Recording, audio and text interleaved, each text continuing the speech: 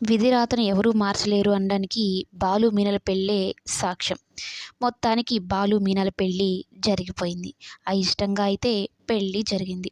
ఇక ఇంటి దాకా వస్తారు బాలు, మీన అంటే కొత్త పెళ్ళికొడుకు, కొత్త పెళ్ళికూతురు. అయితే ప్రభావతికి ఆ మీనా నచ్చదు, బాలు నచ్చదు.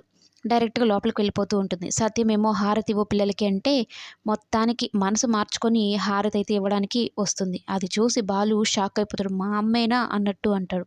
ఇక హారతి ఇస్తూ ఉంటుంది. అది కూడా చాలా కోపంగా, అయిష్టంగా, ఒక్క మొహంలో నవ్వనేది కూడా ఉండదనమాట. ఇక బాలు ఏమో మీనాని అలానే చూస్తూ ఉంటాడు. ఇక మౌనిక ఉంది కదా! బాలు వాళ్ళ చెల్లెలు. ఇద్దరు ఒకరికొకరు పేర్లు చెప్పుకొని లోపలికి రండి అంటే ఒకరి పేర్లు ఒకరికి తెలీదు. బాలు ఏమో మీనాని పూలగంప అని, మీనా ఏమో బాలుని ముళ్ళకంప అని చెప్పి లోపలికైతే అడుగుపెడతారు.